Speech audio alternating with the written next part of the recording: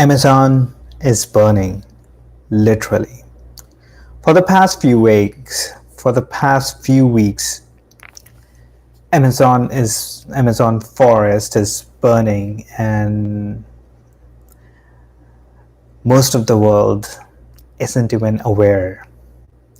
People aren't aware because they are not fed with this sort of news, and they are not fed with this sort of news because you know uh, it's not money in it.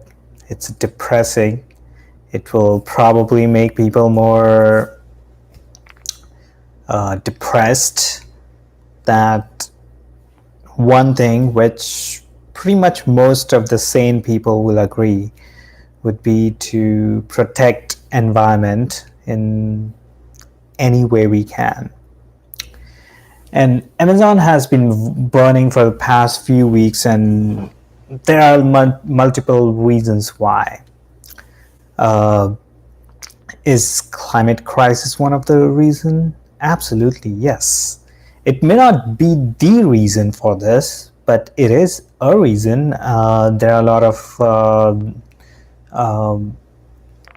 data to kind of prove or back up that climate crisis is one of the reasons for not just wildfires in Amazon, but also in California last year and the year before.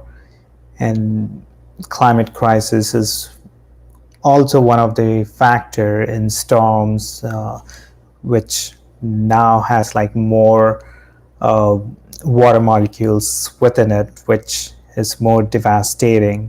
So it's getting more severe and severe.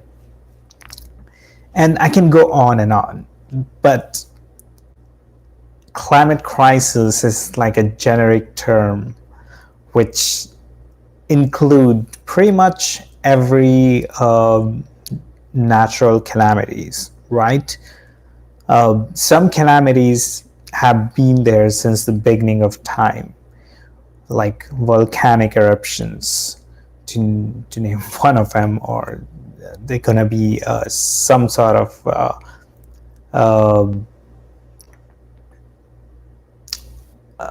devastating, like earthquakes. It's been there since the beginning of the planet. So these calamities gonna be there no matter what. But climate crisis is the crisis which the civilizations have brought on itself. And it shouldn't be surprising, because if you just open your eyes and look around, you can easily, rationally come to the conclusion that if we continue to abuse the planet, it's gonna bite back. It is biting back. And when I say abuse, I mean just exploiting for sheer greed. We don't have to exploit every single resource on the planet just because we can. I mean, we should explore options where we can be symbiotic with the planet. So we are at the level where we can treat the planet as a unit, except humans, or humans as another unit. So we can actually be in a symbiotic relationship with the planet instead of being parasitic and sucking up everything we can from this planet. And that's a hard line, right? Because plenty of people want to exploit the natural resources which we can find on the planet, because that's a good stream of money, and I can see a value in that too, because we pretty much became a civilization because of fire, which requires wood, some sort of energy, and wood was the primary source of energy, and we burned down so many forests, cleared it off, transformed it into agricultural lands, set up our villages, towns, and cities, exploited water sources like river. We not just use river water for drinking, but also for pretty much everything, even for luxury or not necessity, so to speak. So the point I'm making is we are dependent on this planet, and if we abuse it to the extent that the resources will be cut down, will be very limited, and on top of that, it could create a chaos on the planet, then is it really worth it? Is it really worth to abuse the whole planet? I guess I'm just making a rhetorical point because, like I said, every sane, rational person will agree with that. I think the most of the conflict would be where do you actually draw the line? Where would you allow people to kind of use the resources as a source of income or source of energy or anything for that matter? And where do you stop or regulate that? What is that line, right? That's where the entire debate is about. And right now, I feel like that the line is way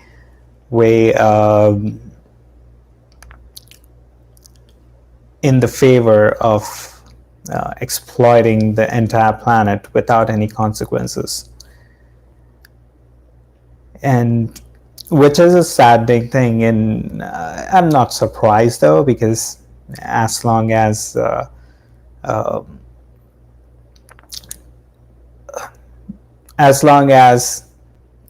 the opportunity to make some sort of money exists by exploiting these natural resources, people will do it. So this would be never-ending cycle for sure. The only way this problem would be resolved is if we innovate out of it.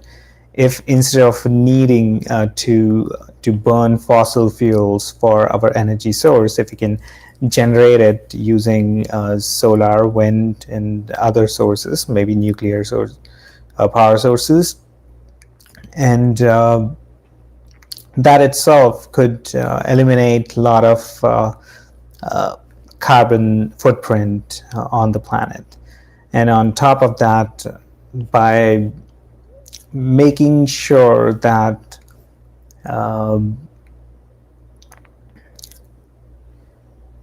some of the other primary source of carbon emitters are suppressed as well, so that we can minimize as much carbon as possible. So that's just one side of the coin. The other side is to kind of somehow capture the carbon which is already present in atmosphere, and there are a lot of companies who are working on this, and to reduce the carbon from the existing atmosphere, and that will also reduce the overall global warming, or which is technically the climate crisis. And that innovation cycle might take a while, maybe a few decades. And because climate is pretty unpredictable, because it's natural, and anything natural is unpredictable, we don't know exactly how much time the planet has before it's gonna be too late. And when I say too late, again, it will create the problems which we don't even know yet. So that's the most scariest part of climate change, that We don't even know all the issues it will create eventually, or the consequences of climate crisis. And the only way to do and the only way to make sure that that Pandora box doesn't open is to try our best and make sure that we preserve the the nature and natural resources as much as we can.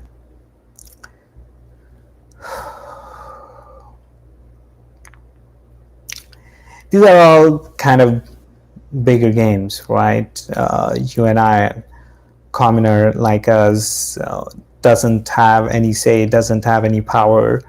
And at the same time, people who are in power, they probably know how difficult is to manage everything, because to be fair, people are not easy to deal with. Let alone when you have people with a lot of power trying to push hard on implementing policies which are good for environment.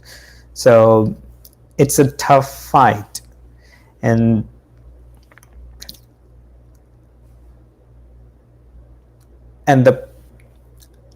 one of the way I can see a real shift in policies would be by bringing in people who actually have the will to change these policies.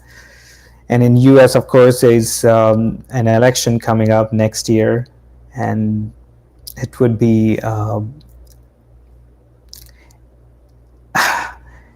I don't know what it would be to just watch that election. It's definitely going to be entertaining, whether you like it or not. Trump going to entertain the shit out of everyone. It definitely going to be critical because of the recent policies. It's time to have the government which actually knows what it's doing and implement policies with a vision instead of the immediate gains. So that would be the biggest challenge, and to bring people together, to unite people. That is very difficult, or very very difficult policy or whatever. Like, it's very difficult to implement it. It's very difficult to unite people, especially in the current political environment when there's like so many different fogs around people's brain, I guess, that we are all living in our own bubble. And I completely accept that I'm in my own bubble too. And I'd like to imagine, or I like to think, that the bubble I'm in is more beneficial than the bubbles other are. But obviously, that's not true. That's not possible. There are a lot of different things for which I'm not sure about, or I may be on the not the right position at the moment. And that's true for every single person who exists on this planet, because everyone has the different lens, their own unique lens to see the world. And having the leaders which actually gonna create policies which gonna help a vast majority of the people, that would be a refreshing change, for sure. And I don't think that there is any one form of government which will be beneficial, or which would be the best form of government. That's insane argument. It gotta be taking the best part from every single ideology, so to speak. I completely abhor religions, in a way. And even then, I feel like there are a few things which you can borrow from religion which are helpful for society as a whole. And so is concepts from different ideologies. And the mixture of these good ideas gonna create a hybrid society, right? Where you have moderation of everything. I would rather have moderation of everything in the world and in, let's just say, US, than extreme of any ideas, because extremist doesn't help at all. Sure, they normalize few things. They sort of shifts the focus of things because of their extremism. But extremists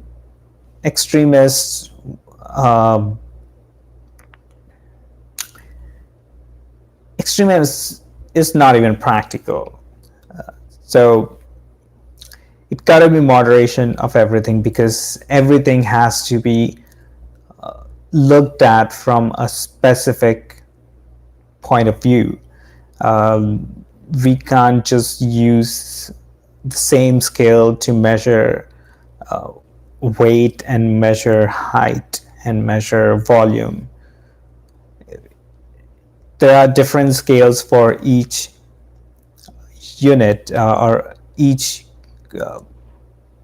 measurement, because these are all unique concepts or unique units, right?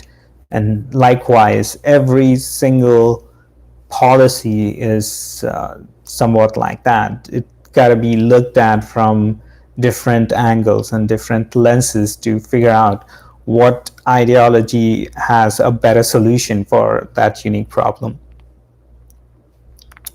For instance, healthcare system in US.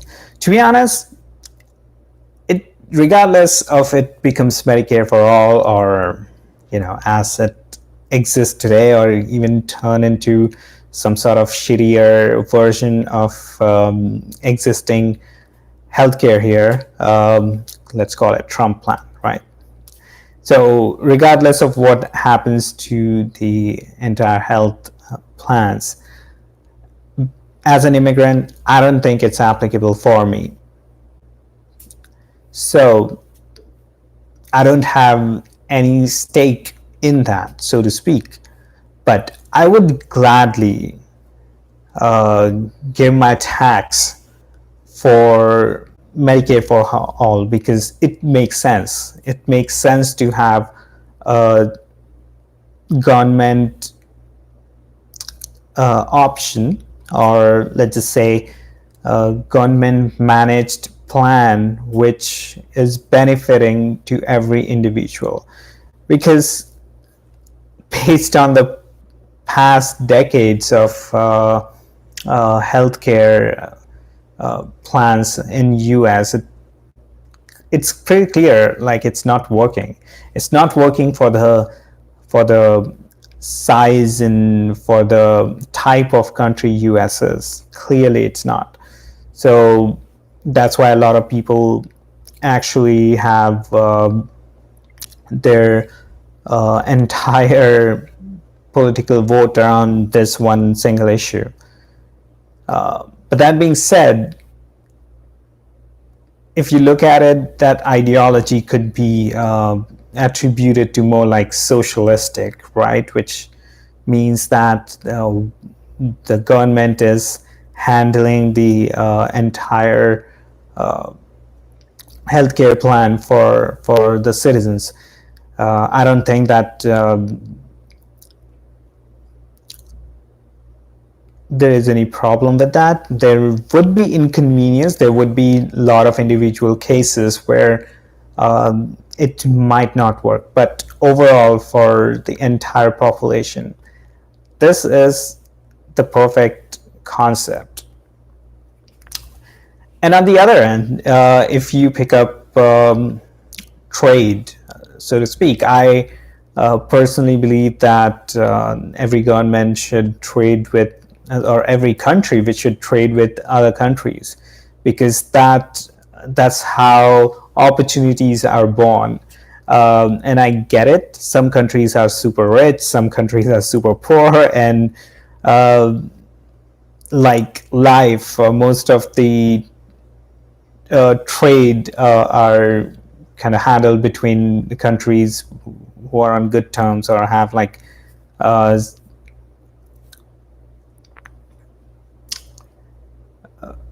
has their political intention aligned, so to speak.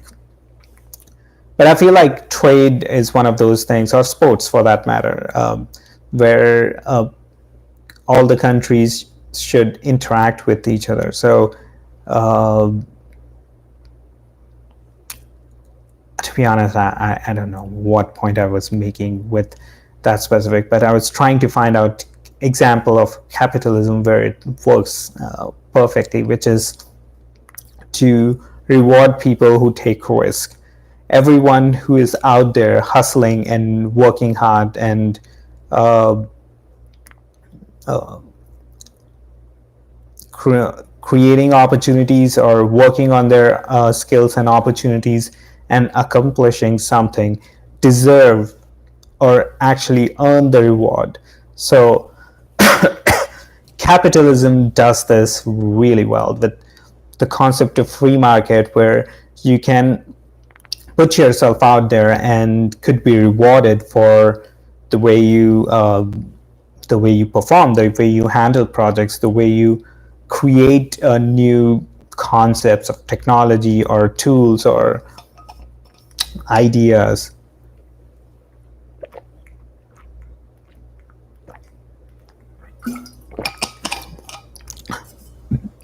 And this reward system benefit the entire community, because people are working harder, they're becoming more innovative to come up with concepts and ideas which they can use and become more create more opportunities. So that's the best part of capitalism. Likewise, in every single policy, there are going to be different lenses with which you can see it. But right now, what I notice is that the extensive greed is impacting the well-being of the entire community or population altogether, which is obviously going to benefit very few people.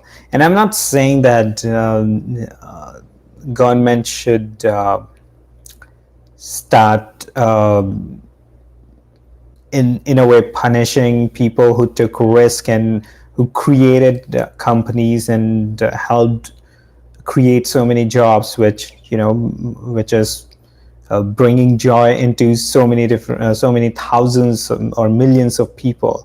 So I completely understand that under capitalistic society, the person who's taking most of the risk should be rewarded, or the market will decide how much they should be rewarded. But at the same time, what we have been seeing in past few decades is that some of the companies, they tilt the scale in their favor by creating the laws or by amending the laws in their favor, even if it punishes the general people. Right now, if you look at the conditions of majority sectors like food industry, it's most of the packaged food is full of crap, and it's not good for anyone's health. If you keep on consuming that for a long period of time, it's gonna have a lot of health effects. On top of that, it's just not physical but also mental effects. So health industry is uh, driving it with full greed. And So is energy industry, right? The oil and gas, the coal industry. Well, coal is a dying breed right now, which is good. I'm glad that solar industry and hopefully other sources of energy also benefit, and these fossil fuel industries sort of phase out eventually. So, and it's completely driven by greed in today's world. You pick up any specific industry, pharma industry, it's one of the greediest industry. And the problem with all of this is that these industries, in a way, create laws which save them money, and that money is kind of sort of eaten up from the taxes which regular people pays. So in a way, my tax is going for tax benefits of the crony capitalistic industries, which I'm not in favor of. And whether if it's health industry, pharma industry, military industrial complex, or oil and gas industry, you name it. Even in e-commerce, there are so many different industries which are taking away a lot of the tax benefits which regular people have contributed from their hard-earned money. So the point I'm making is, I'm completely happy and satisfied even if a piece of my uh, money is going towards healthcare, which is going to benefit everyone, instead of piece of my tax going towards profiting any specific crony capitalistic corporation, which is not benefiting anyone or anything other than their shareholders and hopefully their consumers.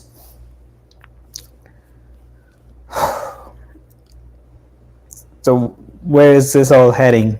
Who knows? It's a really interesting time to see the shift in all of these industries. Uh, the influence of all of these industries have been shaping the laws, as well as in some sense culture, even for past few centuries. Before that, religion was the prominent, powerful force which was shaping the culture. But once these different industries started bubbling up, the diversity in the culture has also expanded. And that's one of the other benefits of capitalism. When you have sheer freedom to create anything you want with the resources you have at hand, then you'll see so many different innovative solutions, and the power which is typically concentrated at the top is dismantled and is decentralized. So other industries are created. So instead of just the king or just the pope dictating what should be the policy for, let's just say, farmers, health industry, and energy industry, and whatsoever, because of capitalism, there are different innovations, and these innovations are creating their own industry, which did not exist few decades back, or no one imagined it to exist few centuries back.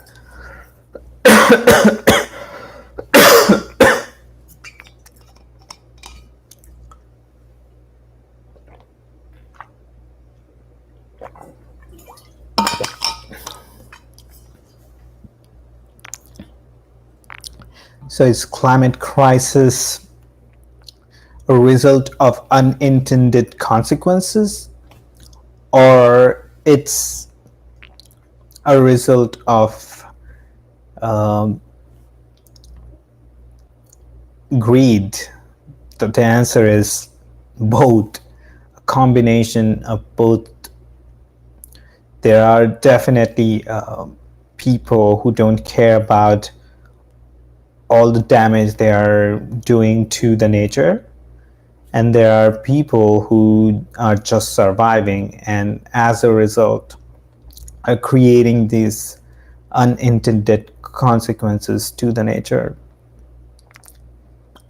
And these are two separate issues which has to be handled in a different way, again based on the lenses you need from different ideology to handle these issues. Nevertheless, next 30-40 years it's gonna be I don't know what it's gonna be, if it's gonna be like a smooth sail or if it's gonna be like a rough ride, because it's sort of cyclic in reality as well, because a century back there was a depression, economic depression, or the Great Depression, which created so many different which had its own long-term effect for an entire generation, right? Which lasted for such a long period of time that at least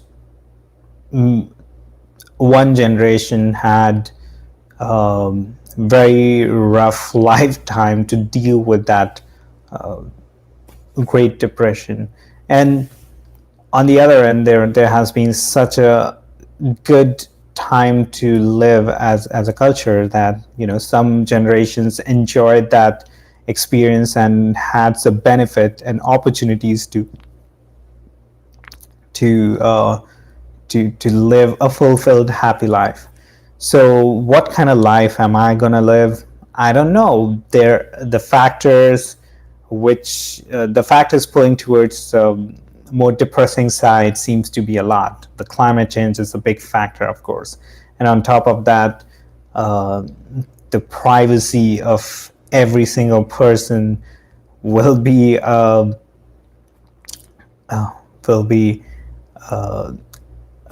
old concept in next few years. People would be able to people will be sharing their data without even realizing how important that data is or how much that data costs in today's digital economy, because every single big technological company is mining the data, and it's using that data to make billions of dollars of money. So people are just handing over the data for free, and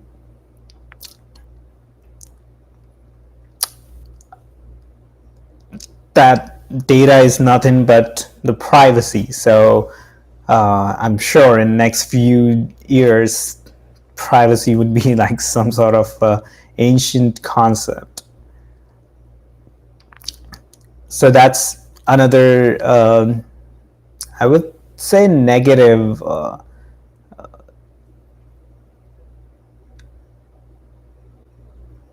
that's a negative thing to experience too, for sure. Some people may actually feel that that's opportunistic because chaos is a ladder, a Game of Thrones reference. But there are also going to be some positive things, or a lot of positive things. I'm really excited with the technological innovation which is happening around the world, or how it's going to shape the entire generation of in the next couple decades. Like some of the projects like Starlink project, which Elon Musk is working on, I don't know where he's at with regards to that project, and I'm hoping that he's acting from a good intention and his plan is not to become like an evil lord uh, once he start controlling the entire internet. But the Starlink project is where he wanted to launch different low orbit satellites across the globe and create internet, which is such a wild concept, right? So to give a very cheap satellite level internet throughout the globe, and that will revolutionize everything. Because right now, with this current amount of internet speed, with this limited hardware in a lot of sense, we are able to do so many different things, so many amazing things. Imagine entire planet can do that, and once we are to the level that entire planet will have internet connection anywhere you go, more or less, that will change the way things are happening or things have been happening on the planet. And that would be really interesting. And other things which I'm very much interested in is 3D printing technology. That's gonna be amazing how we would be able to 3D print different things, different even different biological molecules. So it would be really beneficial to kind of just print out your medicine when you need it. In the future, you may not have to go out to buy your prescribed medicine. Maybe a doctor can just unlock a medicine for your profile and he'll be able to 3D print it. Wouldn't that be amazing? The VR technology is another innovative concept which will revolutionize and literally gonna suck away people into a completely different world. And interesting part would be to see how everyone around us is gonna adapt that. Right now, I'm guilty of this, but everyone are so much absorbed in the phones that it's not the same human connection as it used to be. And to be honest, I don't even know what that even means, because I'm just borrowing these phrases from people I heard or people who lived before or pre-internet or pre-mobile devices, so to speak.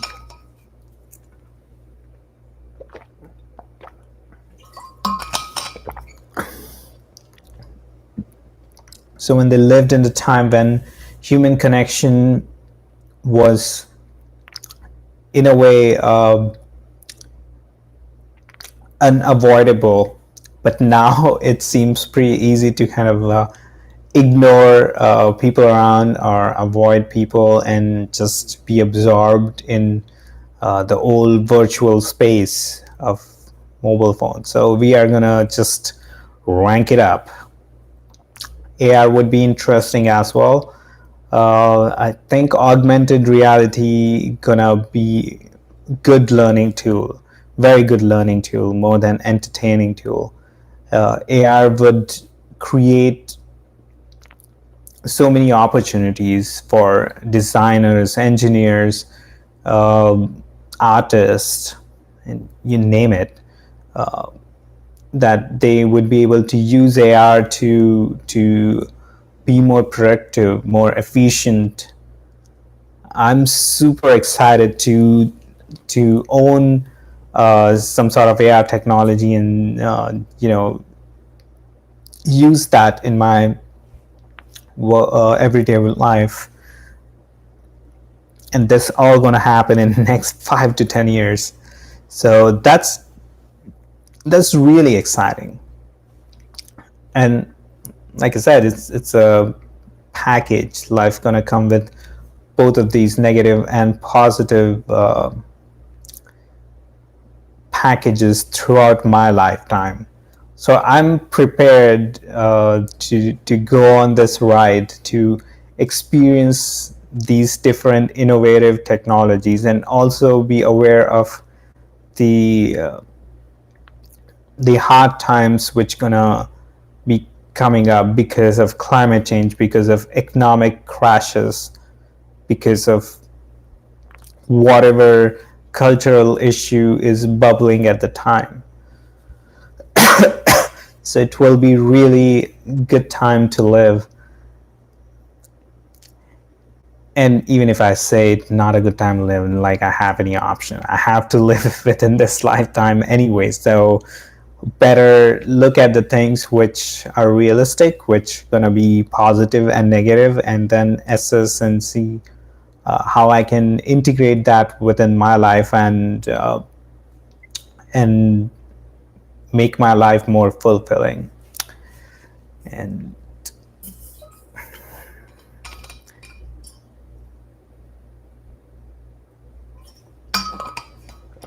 And I just realized that it's almost 2, and if I don't start meditating now, then I'll be awake for a really long time, and then I have to wake up early tomorrow as well and get back to work. With that note, let's get started. Hey Google, set an alarm for an hour from now. Done. Your alarm's set for 2:51 a.m. Hey Google, cancel all the alarms. Okay, I canceled it. Okay, so now I'm gonna do 1 hour long meditation where I'm gonna do Vipassana technique, which would be just focusing on my breath and body sensations. And in the background, I'll be playing some random music. And today I chose to use the volcanic sound. So the sound of how the lava, burning lava just kind of, sounds like basically. So, all right, with that note, let's get started. Hey Google, set an alarm for an hour from now. There. Your alarm's set for 2:52 a.m.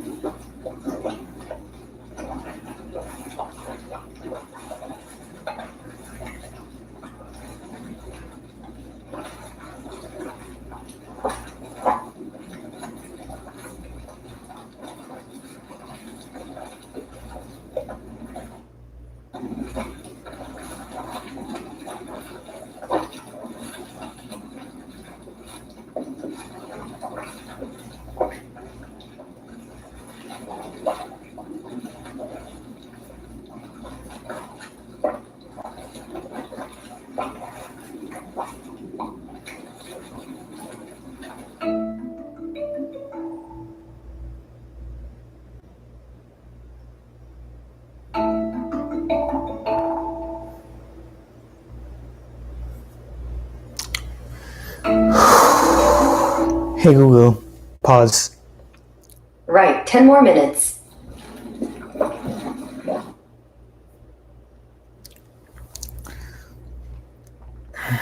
Thanks for streaming this hour-long meditation.